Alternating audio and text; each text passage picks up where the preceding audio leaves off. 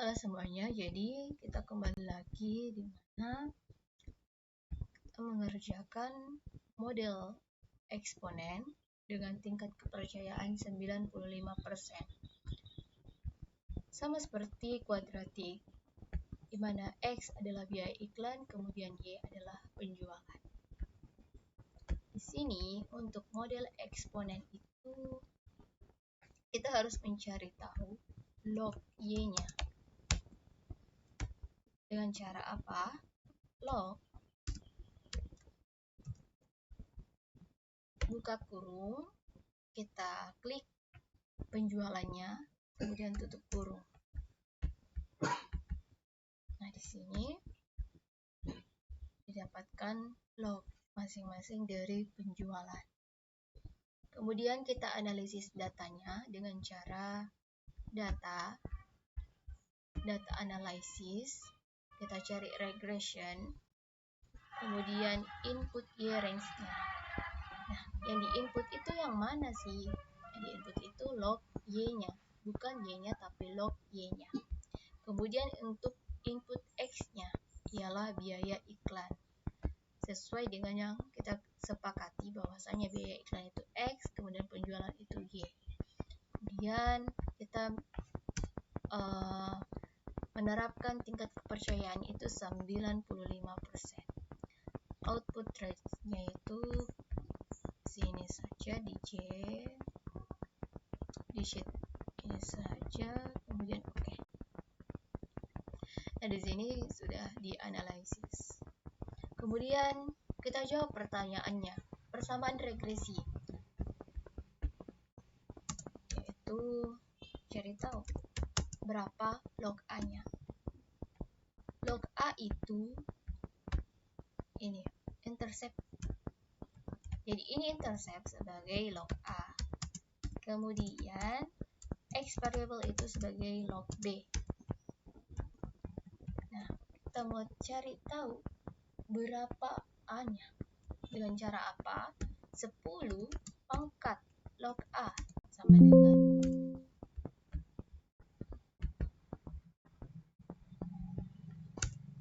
10 pangkat log A sama dengan 353.64797. Jadi di mana dapat A-nya? 10 pangkat log A. Log A didapat dari mana? Dari sini, intercept. Kemudian kita cari tahu log B-nya. Sama dengan log A tadi. Log B-nya itu X variable 1, kemudian B 10 pangkat 10 pangkat log B. Nah, itu didapatkan 1,007069.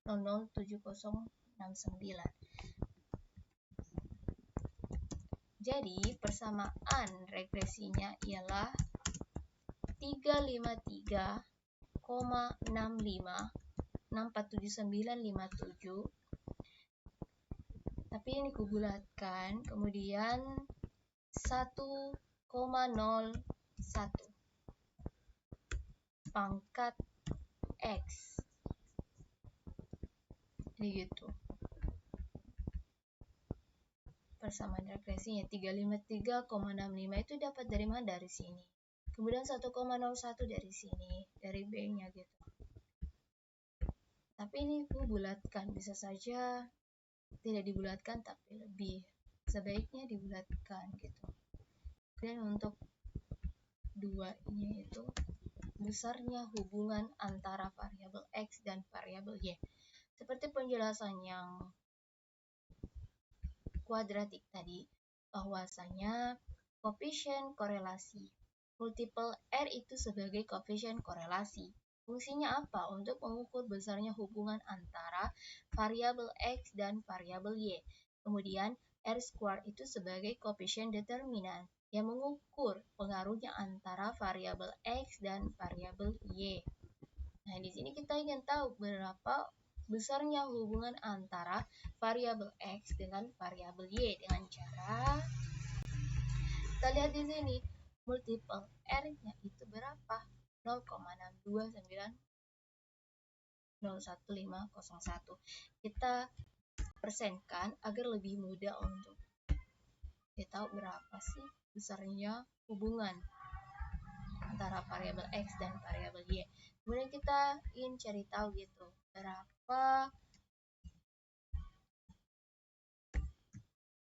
berapakah besarnya pengaruh. Berarti kalau mencari pengaruh itu kita cari R squared-nya berapa. Kemudian kita persenkan R squared-nya. Berarti ada 40% pengaruh variabel X terhadap variabel Y. Kemudian, apakah variabel X berpengaruh secara signifikan terhadap variabel Y dengan tingkat kepercayaan 95%.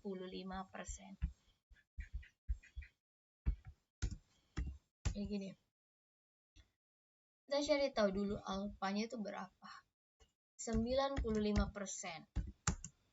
Alfanya itu ada, berarti alfanya itu 1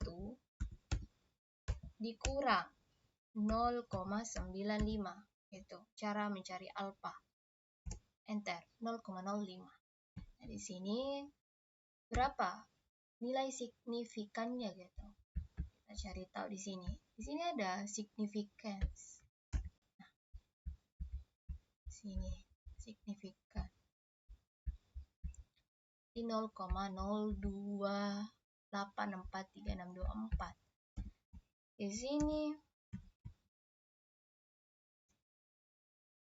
0,284 itu lebih kecil dari 0,05. Nah, sama pembahasannya tadi bahwasanya kalau dia kecil, kapan dia kecil? Dari tingkat dari nilai alfa, maka dia itu berpengaruh secara signifikan. Variabel X berpengaruh secara signifikan terhadap variabel Y. Kenapa sih berpengaruh gitu? Karena nilai signifikannya 0,0284364 itu lebih kecil dari 0,05 atau nilai alfa yang digunakan gitu. Di sini juga kalau kita lihat bahwasanya hubungan antara variabel X dengan variabel Y itu dia termasuk kuat. Kemudian untuk besarnya pengaruh variabel X terhadap variabel Y itu dia masuk ke nominasi lemah. Jadi gitu. Dimana log A itu intercept, kemudian log B itu X variabel 1.